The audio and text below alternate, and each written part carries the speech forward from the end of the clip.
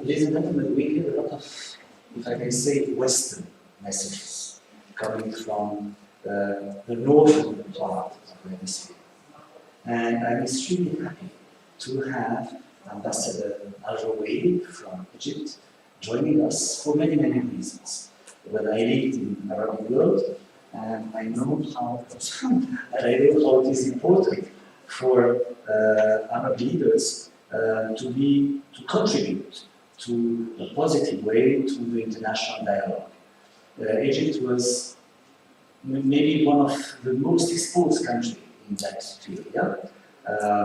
Founding member of the non-aligned movement, very strong and active movement in Arab League, in the Islamic organization, cooperation organization, in the G77, and I'm sure I forget something, and by then you are the president of the Francophone ambassadors in Belgrade. So with all these hats, please, Ambassador Aljowaily, tell us how, seen from the developing world and seen from Egypt, multilateralism can contribute to the global peace. The floor is yours. Thank you very much, Dimitri.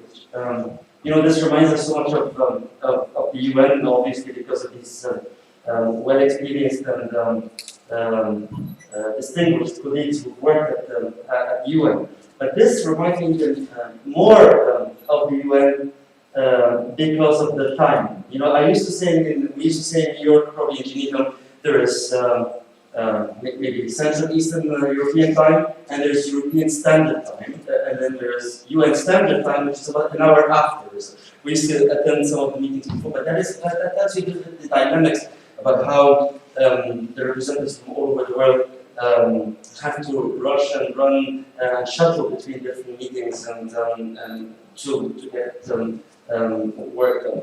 So if there's one title for my talk today, and I'm very happy that you invited us today to speak not only about our country's positions, which is incredibly important, but also about our personal experience, because I think that right now is very lucky to have a number of very select ambassadors who have a multilateral experience. And in fact, we used to gather every now and then under the title of Geneva, but written with an NY rather than NE.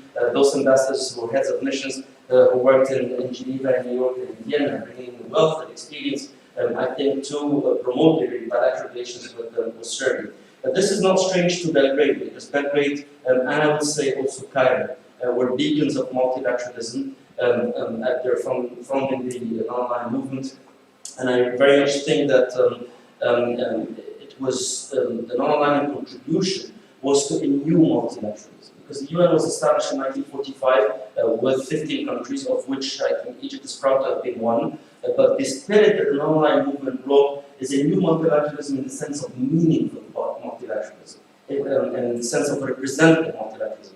And when you mentioned that, I'm happy to be probably the only African speaker, the only Arab speaker, I think also the UN and what the non-aligned movement brought that inclusivity that reflects the diversity of the globe, of the world, further enriching this collective look. So I think if there is probably two words to remember of my short talk today, is collective and comprehensive. Very easy, two C's, collective and comprehensive. And let's see how the UN, the multilateralism that contributes to global security, to international peace and security, needs to get those two qualities together, collective and comprehensive.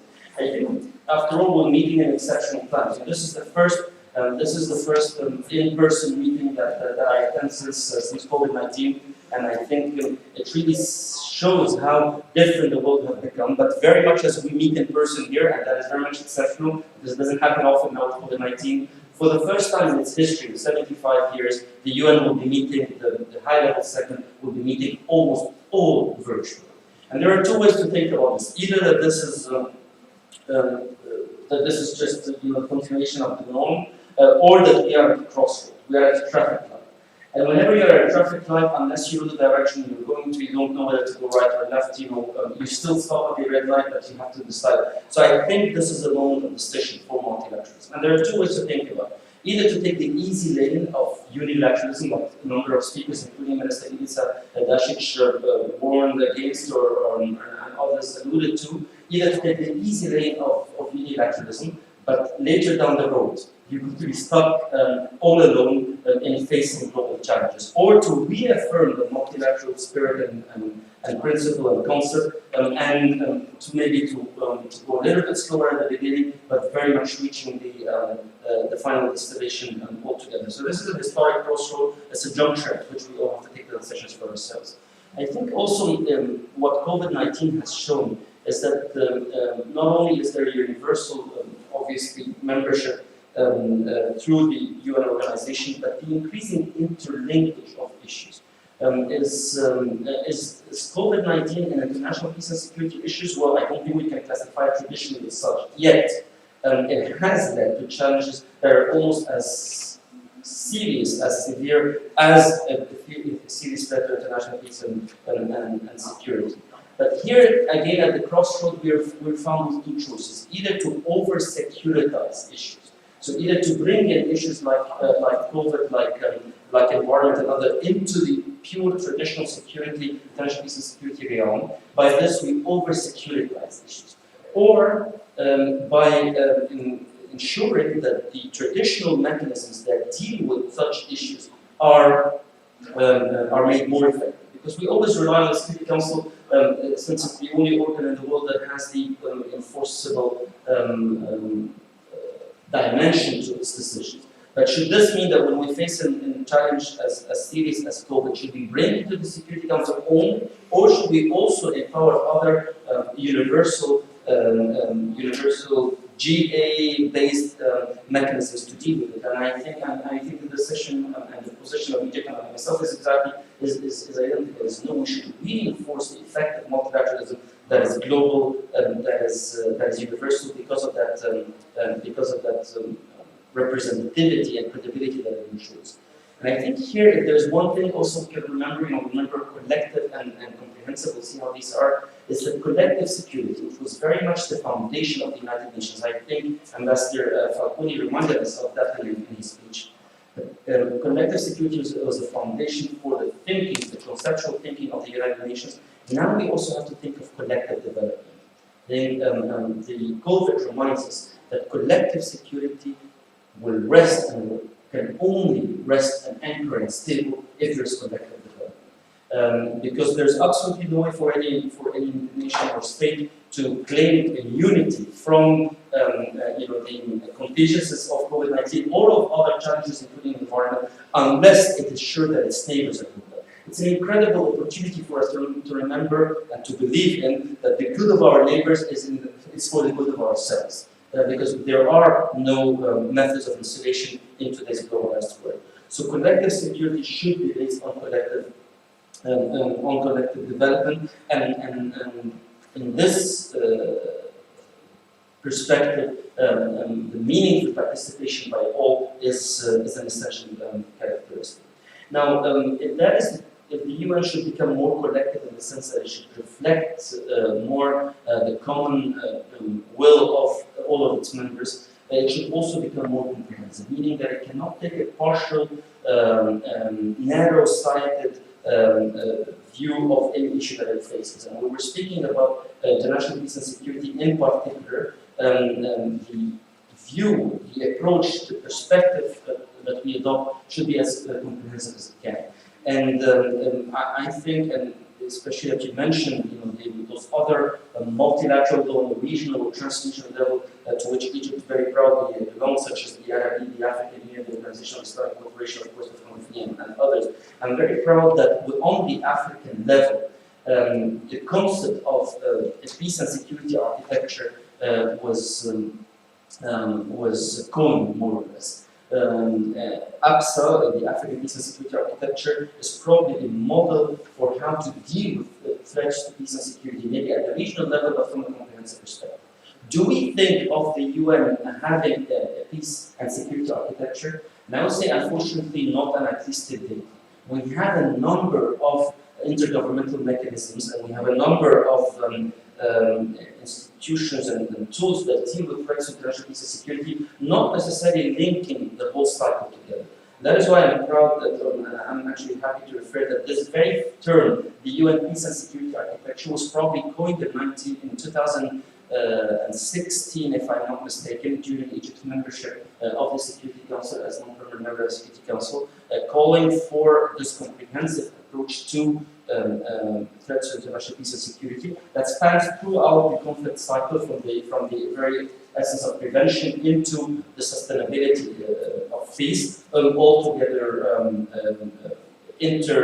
cross-fertilizing and interlinking. Now, of course, there are methods and tools that one focus on peace building, such as the Peace Building Commission, Peace Building Support Office, and else. And there is the peacekeeping and there is the prevention. But to look at it from one perspective, going the UN Peace and Security architecture is one that would lead to a much more reassured intervention to sustain peace and to prevent conflict. But also, if we speak about collective and comprehensive, we cannot forget that yes, the member states are the natural unit, owners of the UN, but equally so that there is an increasing space for the participation of other actors. This is what we call multi-stakeholder diplomacy. That was probably a term coined in the World Summit on Information Society 2005. So we need to discover new approaches, new frameworks to, of course, include input from other stakeholders, since many of the challenges that we face today are ones that need that span of actors. But in doing so, we would re-emphasize once again that multi-stakeholder diplomacy cannot come at the expense of the representation, the participation, the meaningful participation of actors from developing countries. Because we often feel that these new spaces that allow for an increasing number of actors sometimes does not really reflect the well-established equal representation of member states. There are, of course, not only structural challenges, but there are other resource-based challenges that make it difficult for the developing countries to participate equally and meaningfully in such spaces. And I'm sure there are creative and innovative ways to ensure that this participation also increases. I think today we spoke about, yes, multilateralism versus unilateralism, maybe to some extent, but we should also know that it's not such a dichotomy, meaning it's either that unilateralism is the only real challenge to multilateralism. Unfortunately, there are other terms that are coming out, such as what we call mini-lateralism, so that we are within a multilateral, under a multilateral ceiling, within a multilateral room, but the decision-making is not multilateral. And that is why we once again emphasize meaningful, effective participation in multilateralism. When Egypt was candidate for the Security Council membership in 2016, it held a retreat at El Alamein, this beautiful city on the northern Mediterranean coast of Egypt, and the title was towards an enabling multilateralism. You speak about an enabling environment for business to prosper, for investments to come in, but we should also speak about an enabling multilateralism that allows for the participation, even by the smallest units of the international system, in the decision making. So, yes, unilateralism is obviously the other side of the spectrum from multilateralism, but even within those chains of spectrums, there are other approaches that do not necessarily lead to this collective action by all. I don't want to take more time of you, but we'll be happy to see how this South perspective, as you mentioned, from different regional organizations can feed in to this thinking about the new multilateralism.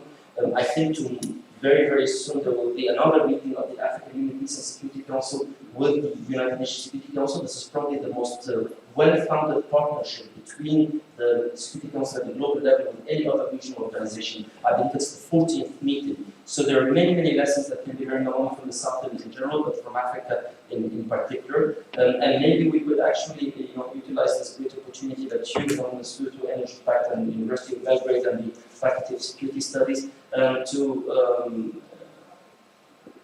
codify also this wealth of experience that exists in Belgrade. Now maybe we can publish collectively more of this meeting. So thank you for bringing it to Belgrade once again this multilateral forum, and I think it's a position that's well deserved and that promises a lot in the future.